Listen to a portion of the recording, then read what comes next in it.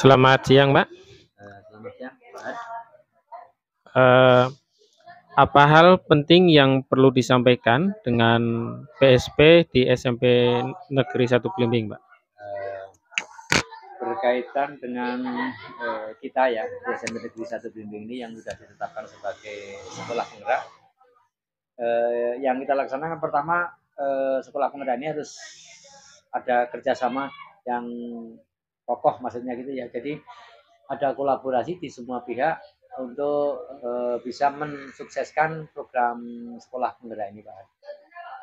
Bagaimana cara Bapak dalam mengkolaborasikan dengan warga di sekolah ini, Pak? Eh, Cara kita ya, jadi dalam mengkolaborasikan sekolah muda ini, di sini saya mengibaratkan badan saya, Pak. Artinya saya sebagai kepalanya, kemudian kawan-kawan ada yang sebagai mata saya, ada kawan-kawan sebagai mulut saya, ada kawan-kawan sebagai tangan saya, ada yang sebagai hati saya. Artinya saya anggap ketika dalam badan kita ini menyatu ya, jadi artinya tidak ada yang tersakiti di situ dan semuanya dioptimalkan, kita bisa bekerja sama ya dalam rangka mensukseskan program sekolah penggerak ini. Eh, ini sebagai langkah awal yang pertama ketika kegiatan pembukaan sosialisasi, kita ikuti secara bersama-sama, Pak.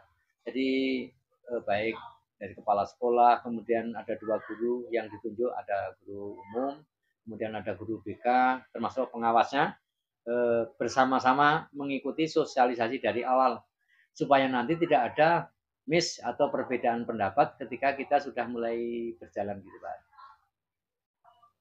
Trik-trik apa saja yang Bapak gunakan di sekolah ini untuk mengoptimalkan PMM, Pak? Oh ya, Mas, makasih Pak ya. Jadi ada beberapa trik kita atau cara cepat kita dalam rangka mengoptimalkan PMM. Yang pertama, saya contohkan dari saya sendiri bahwa sampai saat ini saya sudah, atau tepatnya setengah bulan yang lalu ya, sudah 34 topik saya selesaikan. Tinggal nanti nunggu aksi nyatanya karena masih ada beberapa yang kuning gitu. Kemudian langkah selanjutnya adalah sosialisasi kita kepada kawan-kawan semuanya yang ada di sini ya. Dilanjutkan setelah kita sosialisasi itu ada program selanjutnya, yaitu kita memantau sejauh mana efektivitas kelompok belajar kita, Pak. Kombel Next Sabel Hebat yang diketuai Ibu Ulan dan sekretarisnya Bu Mariati. Nanti Pak Har bisa tanyakan ke beliau kan. Kemudian yang selanjutnya kita membuat draft atau catatan progres per individu kawan-kawan yang guru di sini, berapa topik yang sudah selesai, kemudian dengan cara dicentang gitu, Pak. Jadi topik ini misalnya sudah selesai, nanti topik ini belum selesai, biasanya saya secara individual gitu saya tanyakan seperti itu. Terus di data memang kita letakkan di dinding, kawan-kawan yang sudah sudah hijau lah gitu, maksudnya gitu, dicentang gitu. Pak.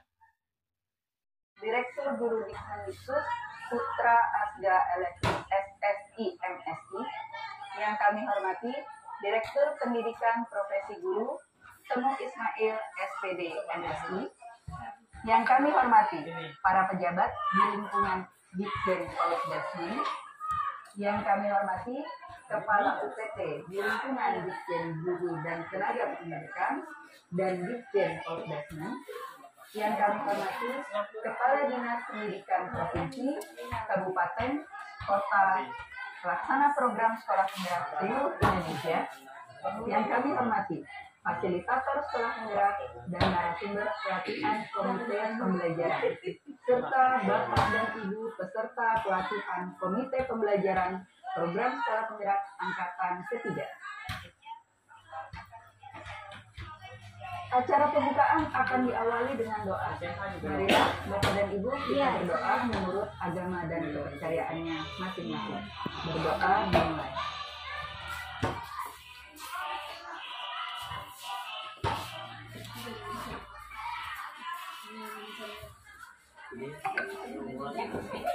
Berdoa selesai. Selanjutnya kita akan menyanyikan lagu Indonesia Raya. Para hadirin dimohon untuk duduk dalam posisi sikap sempurna. Berdiri ya, ya.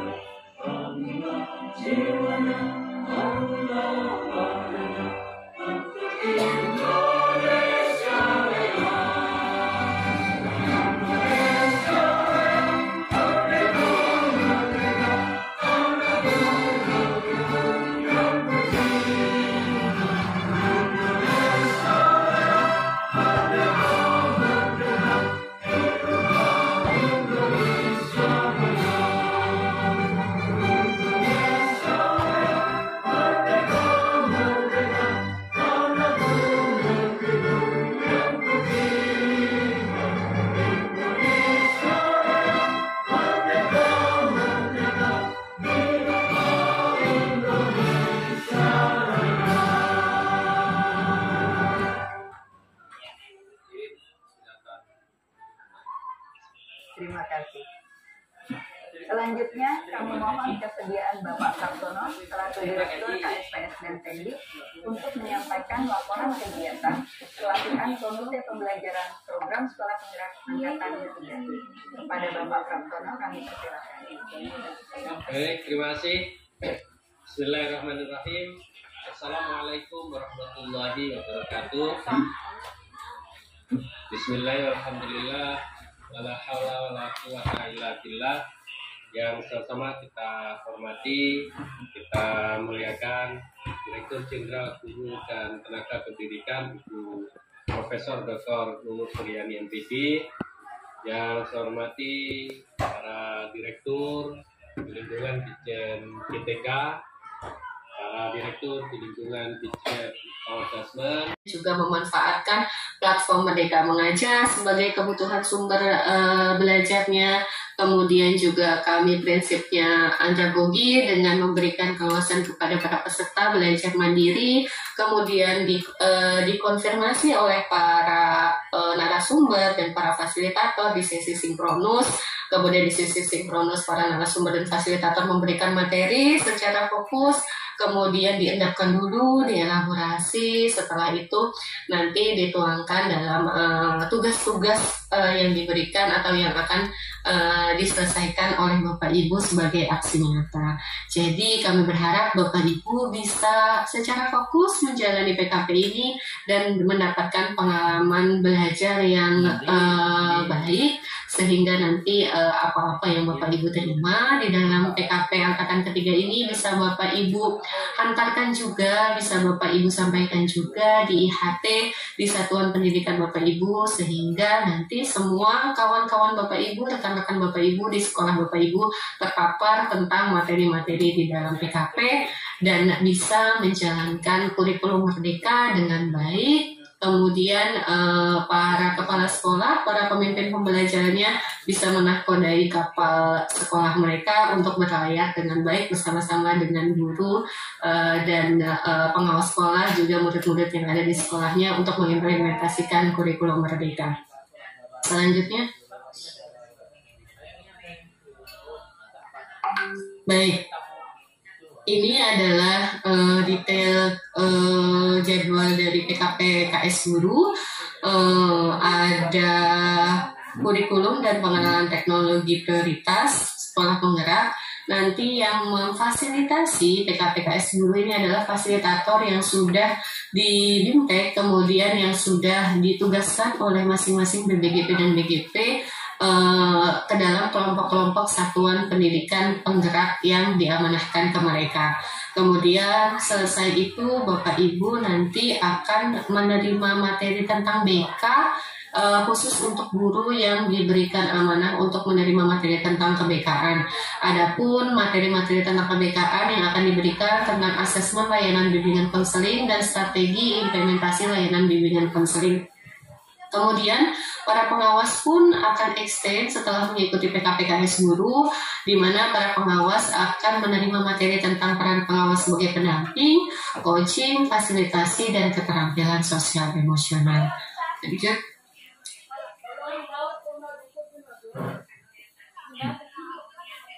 Baik, adapun struktur pelatihan komite pembelajaran kepala sekolah dan guru ada di layar seperti yang Bapak Ibu lihat di layar. Ini adalah materi yang diberikan di PKPKS guru, di mana diikuti oleh kepala sekolah, 2 guru, dan pengawas sekolah.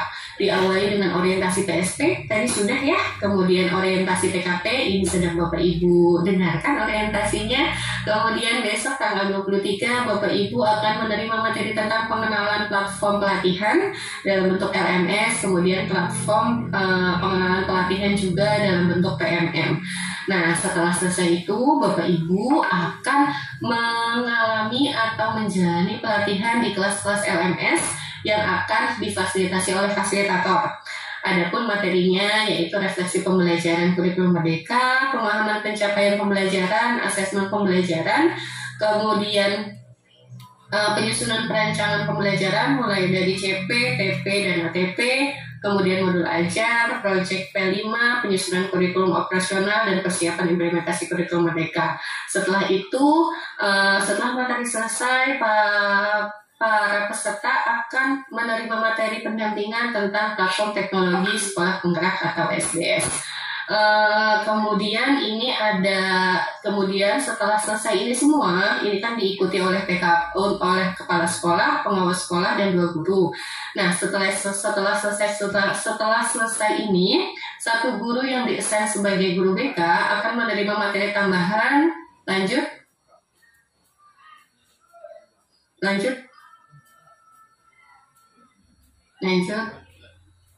Nah, Bapak Ibu, tadi kan kepala sekolah, pengawas sekolah, dan 2 gurunya sudah ikut PKPKS guru ya.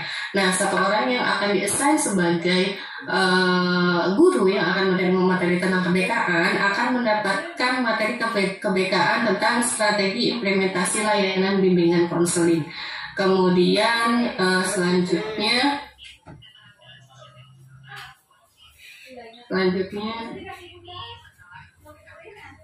nah, tadi kan ada 4 orang peserta ya Bapak Ibu, KS, 2 guru, dan 1 pengawas sekolah. Yang KS guru sudah selesai, kemudian nanti yang BK menerima materi kebekaan. Nah, nanti yang pengawas sekolah ini akan menerima materi tambahan tentang peran pengawas sebagai pendamping, keterampilan sosial emosional, coaching, dan fasilitasi pengawas. Jadi setelah PKPKS guru ini selesai, oleh 4 orang ini, yang 1 extend sebagai guru BK atau menerima materi tentang kebekaan, yang 1 akan extend yang pengawas sekolah untuk menerima materi tentang kepengawasan atau peran mereka sebagai seorang pengawas yang dapat menunjang tugas mereka sebagai seorang pengawas pendamping pada satuan pendidikan. Lanjut. Ini struktur programnya. Lanjut. Nah, Bapak Ibu, semua alur pelatihan ini dalam pelaksanaannya dikembangkan melalui alur merdeka. Apa itu alur merdeka? M-nya itu mulai dari diri. Jadi biasanya Bapak Ibu akan ditanya dulu untuk bertanya kepada diri sendiri, yaitu pertanyaan reflektif untuk memulai suatu topik. Kemudian setelah itu Bapak Ibu akan menjalani eksplorasi konsep, di mana di situ disampaikan materi yang akan membangun tentang pemahaman Bapak Ibu terhadap inti dari materi tersebut. Kemudian ada ruang kolaborasi, refleksi terbimbing. Kemudian setelah itu demonstrasi konseptual, dan elaborasi konsep, elaborasi pemahaman, kemudian koneksi antar materi dan aksi nyata. Jadi Bapak Ibu akan mengalami alur merdeka ini selama Bapak Ibu menjalani pelatihan komite pembelajaran di setiap modulnya. Jadi Bapak Ibu siapkan diri Bapak Ibu, siapkan semangat Bapak Ibu. Insya Allah Bapak Ibu bisa menjalani pelatihan komite pembelajaran ini secara aktif, secara baik. Kemudian kami juga berharap kepala sekolah, pengawas sekolah, dan dua gurunya nanti bisa fokus dan bisa mengimplementasikan atau mendiseminasikan dalam bentuk IHT kepada rekan-rekan sejawatnya di satuan pendidikan ya. Baik, lanjut. Ini ketentuan penilaian di PKP. Nah, Bapak Ibu nanti akan difilter kehadirannya 85% dari total hari di setiap sesi sinkronus. Kemudian dari pretest dan post-test Bapak Ibu akan diambil 35%. Kemudian nilai keterampilan dan penugasannya 65%. Jadi Bapak Ibu akan ada predikat amat baik, baik dan cukup, di mana predikat amat baik, baik dan cukup itu didapatkan dari akumulasi nilai pengetahuan dan keterampilan. Sementara untuk kehadiran Bapak Ibu akan langsung difilter 85% dari total sesi sinkronus dari semua harinya. Jadi Bapak Ibu yang akan mendapatkan kurang dari 75 dari akumulasi nilai pengetahuan dan keterampilan akan mendapatkan predikat cukup. Kemudian lebih dari 75 sampai 85 akan baik. Ini lebih dari sama dengan dan lebih dari 75 akan menerima baik. Kemudian lebih dari 85 sampai 100 akan menerima materi, akan menerima predikat amat baik. Jadi pastikan Bapak Ibu bisa hadir secara penuh karena kami memfilter 85% dari total kehadiran sesi sinkronus. Kemudian pastikan juga Bapak Ibu bisa mengerjakan tugas-tugasnya dengan baik. Tapi jangan khawatir Bapak Ibu, perjalanan pelatihan komite pembelajaran yang akan Bapak Ibu alami pasti sangat memberikan pengalaman baru bagi Bapak Ibu. Jadi tetap semangat untuk mengikuti kegiatan-kegiatan ini secara fokus. Lanjut.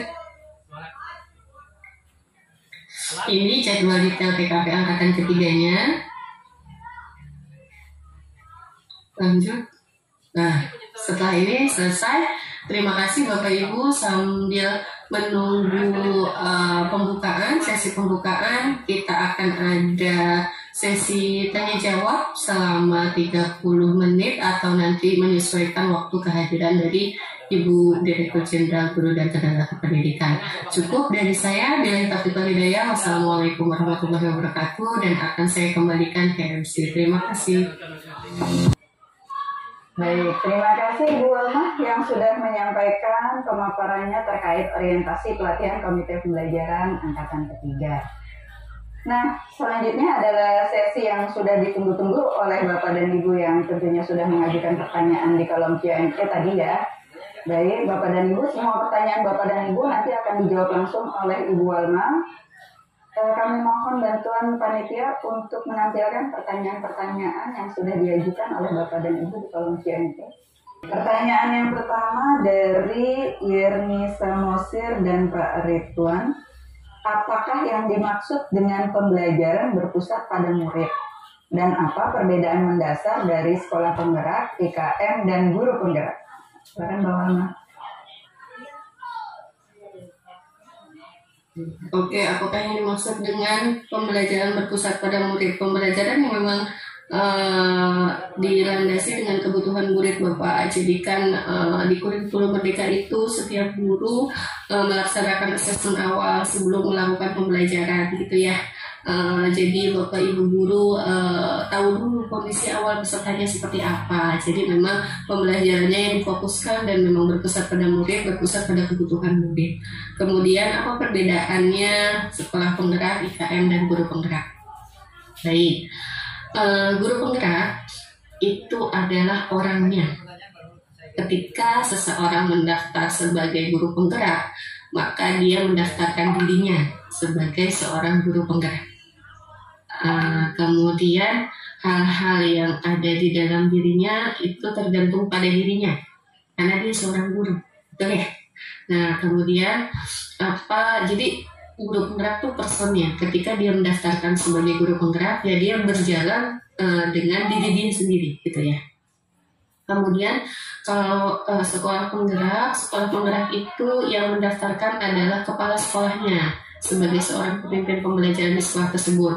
Nah, kepala sekolah penggerak itu bekerja sama dengan guru-gurunya dan pengawasnya untuk mengimplementasikan kurikulum merdeka di satuan pendidikannya, serta berefleksi dan berbagi praktik baik ke sekolah-sekolah yang lainnya, seperti itu. Kemudian perbedaan sekolah penggerak dengan IKM? IKM itu menjalankan kurikulum merdeka secara mandiri, betul ya, belajarnya dari PMN, kemudian belajarnya dari sumber-sumber belajar yang lainnya. Nah, yang di sekolah penggerak didampingi oleh fasilitator sekolah penggerak. Sebenarnya sama saja, karena intinya adalah semuanya mengimplementasikan kurikulum merdeka dan membuat sekolah yang sangat baik, menyenangkan, well-being bagi murid-murid dan muridnya, dan intinya pembelajaran yang ada di dalamnya berpusat pada murid. Si guru penggeraknya mampu mengimplementasikan pembelajaran yang berpusat pada murid, kemudian nanti sekolah penggeraknya mampu menciptakan environment yang menyenangkan, kemudian aman dan well-being bagi muridnya menjalani proses belajar mengajar. Seperti itu. Jadi kalau ditanya apa perbedaannya, guru penggerak itu personnya, dia mendaftar untuk dirinya, dan kalau sekolah penggerak itu nanti kepala sekolahnya melit atau memimpin environment sekolahnya untuk menjadi sekolah atau lingkungan yang aman, nyaman, dan menyenangkan, yang memberikan pembelajaran yang well-being, memberikan suasana yang well-being untuk murid-muridnya. Seperti itu. Baik, terima kasih Mbak Mama. Semoga bisa mencerahkan ya Pak Ridwan. Selanjutnya dari Pak Baskoro, apakah sertifikat PSP ini akan sama dengan sertifikat TGP sebagai syarat untuk jenjang karir? Juga, apakah sertifikat kepala sekolah penggerak bisa sebagai syarat untuk uji kompetensi pengawas sekolah, seperti halnya fungsi sertifikat guru penggerak?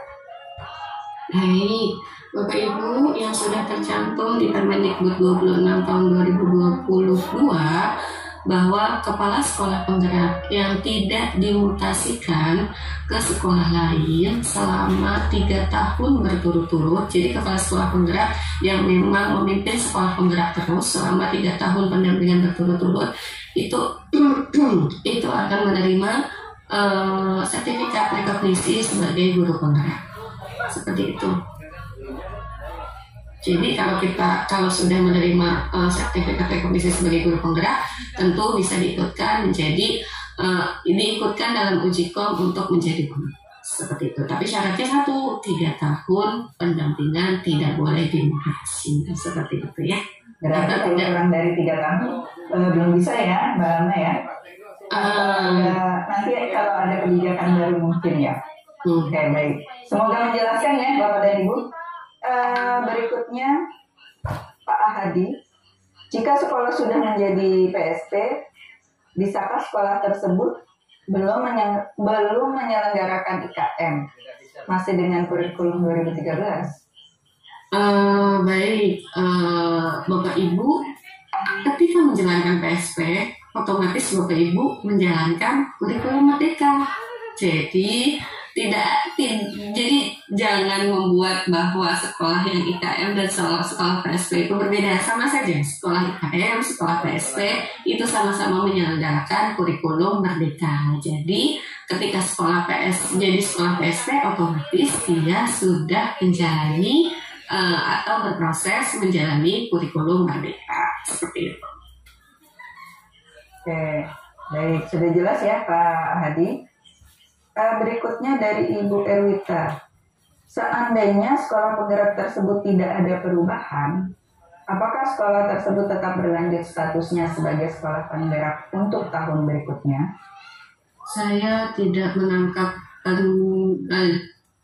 pertanyaan dari Bu Ardita karena sekolah itu tidak ada perubahannya. Kalau sudah ditetapkan SK sebagai sekolah penggerak, maka dia sebagai sekolah penggerak selama 3 tahun pendampingan. Seperti itu. Jadi status sekolah penggerak itu 3 tahun berturut-turut mendapatkan pendampingan ya? Betul, betul. Next.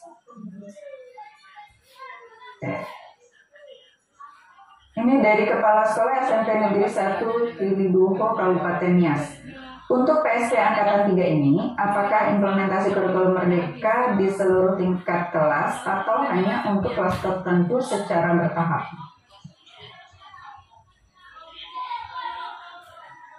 Bapak Ibu, tentu saja segala sesuatu itu dijalankan secara bertahap ya. Tapi kan prosesnya itu bisa terjadi dengan cepat gitu ya.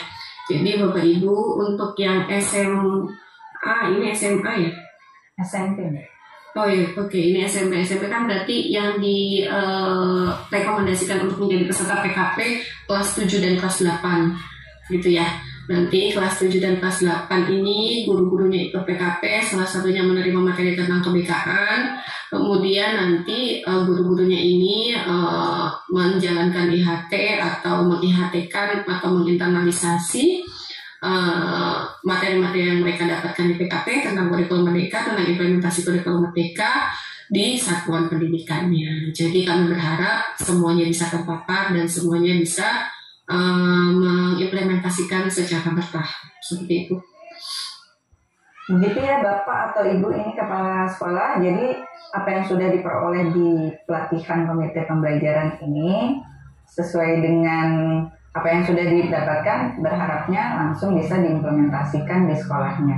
Baik, untuk Ibu Yati Karwati, dari Ibu Yati, jika salah seorang dari guru yang menjadi komite pembelajaran di pertengahan jalan ada sesuatu hal yang menyebabkan tidak bisa mengikuti kegiatan, apakah bisa diganti dengan guru cadangan meskipun bukan PNS? Apakah guru cadangan ini bisa keluar masuk dalam komite pembelajaran ketika guru tidak bisa hadir dalam PKP? Ini Bu Yati Karwati dari mana ya? Apakah belum diinformasikan oleh BPJP dan BPJP-nya ya? Guru cadangan adalah guru yang didaftarkan sebagai guru cadangan sebagai pelatihan komite pembelajaran. Itu ya. Jadi bukan serta-merta ketika guru cadangan itu peserta PKP-nya itu tiba-tiba kenapa gitu ya, tapi itu sebelum pelatihan. Kalau misalnya sudah pelatihan, kan sudah ada kepala sekolahnya, sudah ada gurunya, sudah ada pengawas sekolahnya. Gurunya kan cuma gurunya dua ya. Jadi nanti setelah selesai PKP itu akan IHT, otomatis ketika selesai IHT akan terpapar semuanya. Gitu. Jadi kami berharap yang diusulkan memang benar-benar bisa mengikuti pelatihan komite pembelajaran. Kemudian tidak ada syarat apakah dia PNS atau non PNS seperti itu. Yang jelas syaratnya adalah yang benar-benar punya komitmen untuk mengimplementasikan kurikulum Merdeka.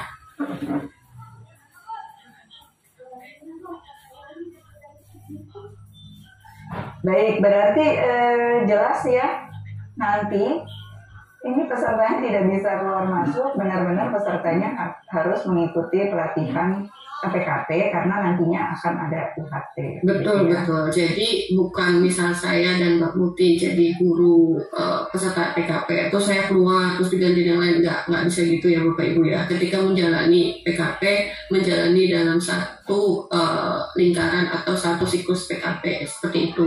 Nah setelah PKP kan nanti kepala sekolah, gurunya dan pengawas sekolahnya melaksanakan IHT di sekolahnya. Jadi otomatis guru-guru yang lain juga terpapar materi tentang PKP melalui IHT tersebut. Udah jelas ya Bapak dan Ibu, mungkin ada pertanyaan yang sama. Baik, berikutnya dari Bapak atau Ibu Albertina ini. Saya pengawas SMA yang pembinaannya pada Sekolah Penggerak Angkatan 1. Saya baru dilantik pengawas 23 November tahun 2022, namun belum pernah mengikuti PKP. Apakah harus mengikuti PKP tahun ini? Oke, Bapak Ibu. Berarti Bapak Ibu, berarti Bu Albertina ini pengawas pengganti ya. Bu Albertina bisa belajar di PMM. Jadi Bapak Ibu, sumber belajar kita sekarang banyak ya, apalagi sumber belajar tentang implementasi kurikulum Merdeka. Jadi Bu Albertina, ketika Bu Albertina tidak bisa ikut PKP, Bu Albertina bisa belajar secara mandiri di PMM dengan materi-materi yang terkait dengan PKP. Nanti Bu Albertina juga kan diikutkan ya di refleksi coaching, kemudian diikutkan di lokakarya yang akan ada di pendampingan di program Sekolah Penggerak mulai Agustus tahun 2023. Ini Bu Albertina berarti kan pengawas yang baru ya, dan apakah Bu Albertina ini sudah lapor ke dinasnya, sudah lapor ke BBGP dan BKP-nya seperti itu. Berikutnya ini dari Andiena dan Stanislaus. Saya ingin bertanya tentang peran pengawas sekolah dalam pendampingan pembelajaran pada sekolah penggerak. Bagaimana peran saya dalam program ini? Apakah saya akan terus-menerus melakukan supervisi akademik terhadap sekolah-sekolah penggerak?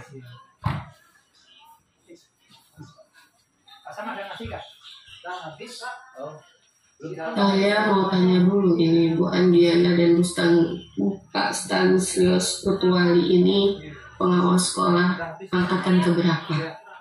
Karena kalau angkatan pertama dan kedua tentu sudah tahu ya tugasnya tugasnya pengawas sekolah itu seperti apa, dan sudah terpapar materi tentang tentang tusi Bapak Ibu sebagai pengawas sekolah.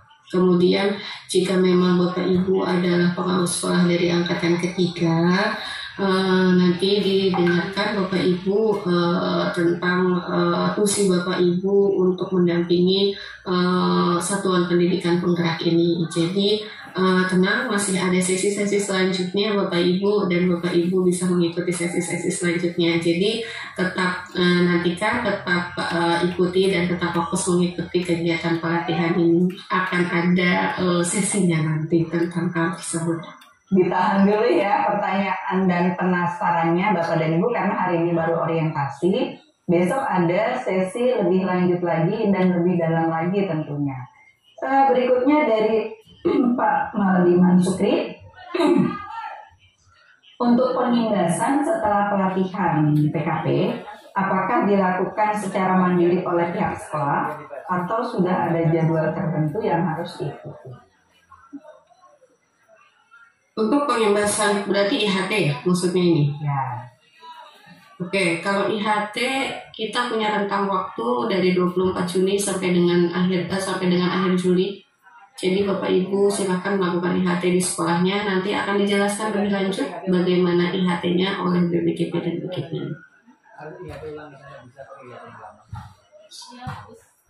Silakan lanjut.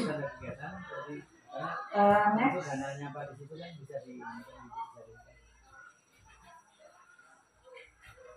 Baik, berikutnya pertanyaan dari Pak Didi Haryadi. Dalam program PSP ini, apakah ada kegiatan monitoring dan evaluasi dari Kemendikbudristek tentang perkembangan atau kemajuan atau peningkatan yang terjadi di sekolah penggerak untuk tiap tahun atau siklus waktu tertentu?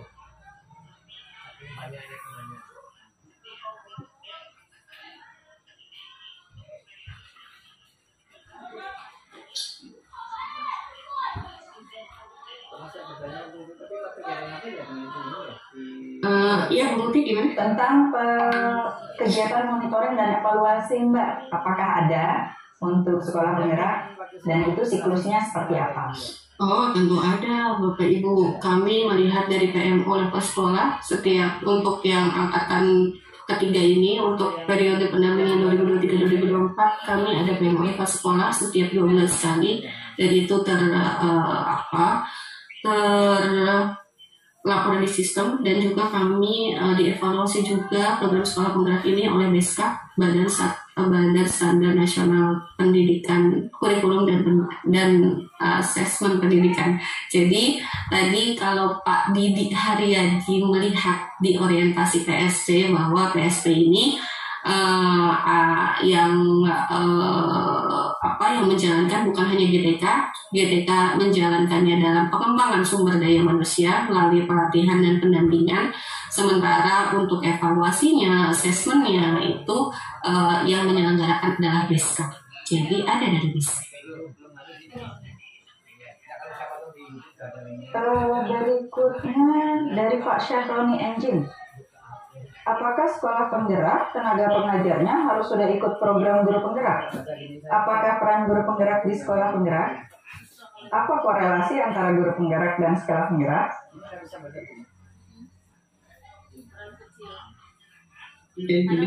Baik, Bapak Ibu, tadi sudah disampaikan ya, sekolah penggerak itu adalah sekolahnya.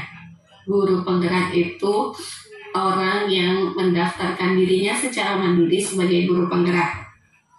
Guru penggerak itu belum tentu, guru penggerak di suatu sekolah belum tentu sekolahnya jadi sekolah penggerak.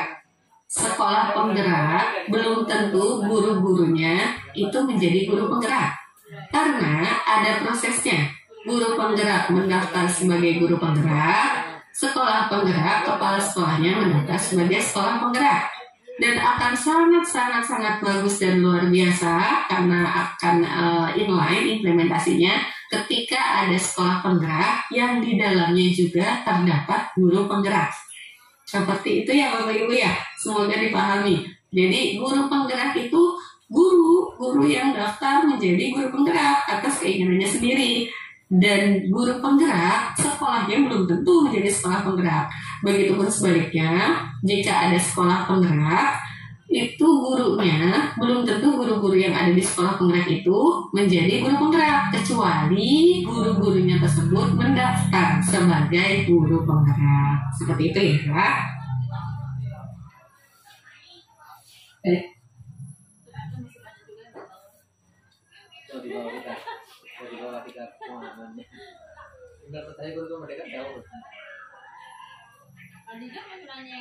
Itulah. Cuma kita kan ngintipin dana ini, rupanya jauh. Berikutnya dari Pak Nyoman Sudiarsa, apakah pengawas hanya mengikuti kegiatan sesuai dengan rundown atau mengikuti kegiatan dari awal sampai akhir? Dan di rundownnya dari awal sampai akhir, Pak. Di rundown PKP-nya kan dari awal sampai akhir. PKPKS itu diikuti, berarti tadi Bapak nggak dengerin saya ya. PKPKS guru diikuti oleh kepala sekolah, pengawas sekolah, dan 2 guru. Kemudian setelah selesai PKPKS guru yang tentang kurikulum dan SDS, yang BK extend untuk menerima materi keBK-an, dan yang pengawas sekolah extend untuk menerima materi tentang kepengawasan. Jadi Bapak sebagai pengawas sekolah ikut seluruhnya, karena itu akan sangat menunjang Bapak sebagai seorang pengawas pembina. Bapak juga harus tahu tentang kurikulum, harus tahu tentang platform mereka, kemudian harus tahu juga tentang hal-hal yang menunjang tusi Bapak sebagai seorang pengawas. Jadi diikuti semua ya Pak ya, dari tanggal 22 Mei hari ini sampai dengan selesai PKP. Dicatat ya Pak ya di kalendernya untuk PKP ini rentang waktunya berapa lama gitu, supaya tidak ada terlewat materi-materi yang memang harus dipelajari oleh para pengawas. Ini mengingatkan kembali juga untuk Bapak dan Ibu yang menjadi pengawas dan ikut di kegiatan pelatihan komite pembelajaran ini. Dari Pak Bambang Priyadi, apabila sudah pelatihan PKP, apakah ada sejenis piagam?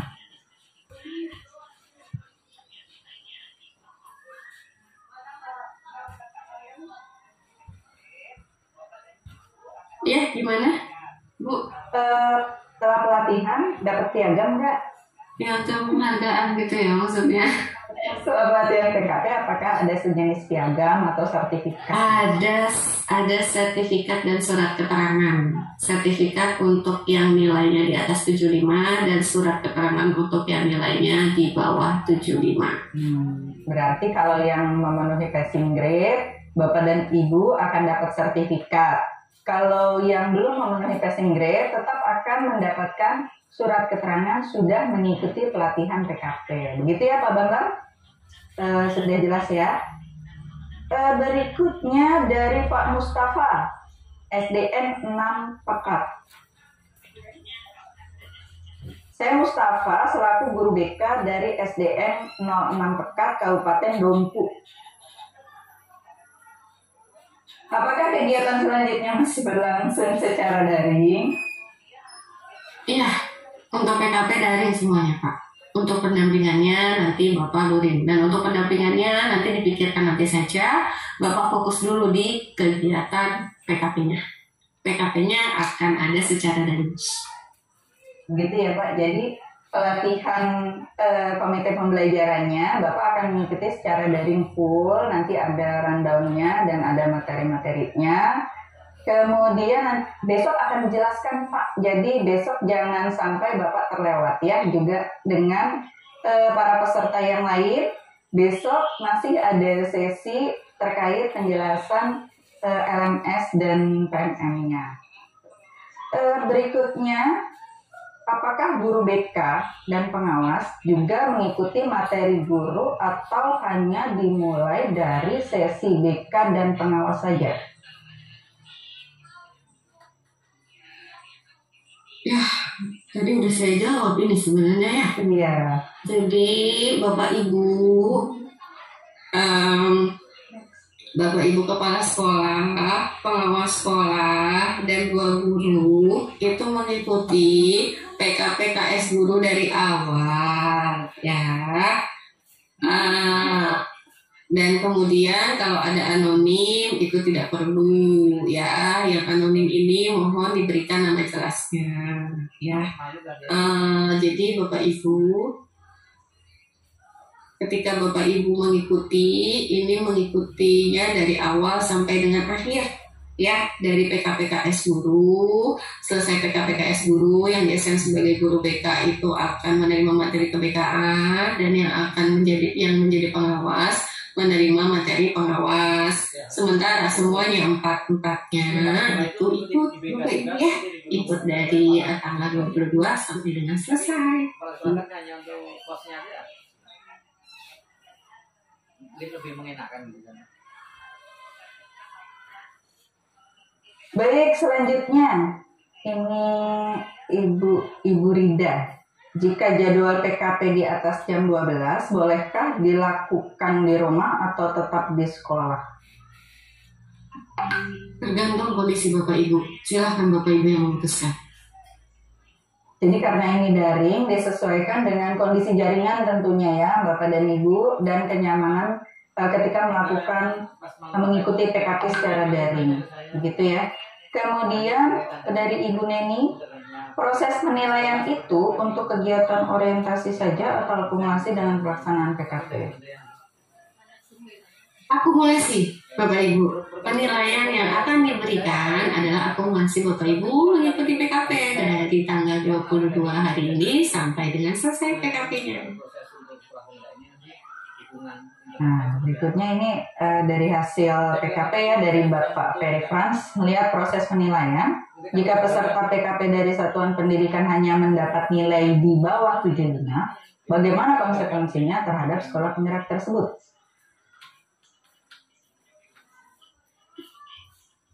Kami berharap Bapak Ibu nilainya lewat dari 75. Ketika Bapak Ibu mulai berpikir bahwa Bapak Ibu akan mendapatkan nilai dari 75, nilai lebih rendah dari 75, berarti Bapak Ibu sudah patah semangat. Berpikirnya coba diubah, jangan berpikir dulu dengan Bapak Ibu tidak akan mencapai itu, tapi berpikir dulu, semangat dulu, Bapak Ibu bisa mencapai hal tersebut, dan Bapak Ibu bisa berusaha untuk mencapai hal tersebut. Tenang saja Bapak Ibu, pembelajarannya akan menyenangkan karena akan difasilitasi oleh fasilitator. Bapak Ibu pun akan mendapatkan materi-materi tentang kurikulum, tentang SDS, dan tentang hal-hal yang terkait dengan implementasi kurikulum mereka. Jadi jangan berpikir dulu secara masalahnya, tapi berpikir dulu untuk solusinya. Apa solusinya? Solusinya Bapak Ibu semangat, kemudian fokus mengikuti pelatihan dengan baik, gitu ya. Berpikir positif ya Bapak dan Ibu, bahwa Bapak dan Ibu bisa menyelesaikan PKP ini dengan mudah dan lancar. Yang penting tadi syaratnya tidak ada yang terlewat, insya Allah bisa. Begitu ya, positive thinking. Nah, itu salah satu yang harus Bapak dan Ibu pelajari nanti, positive thinking.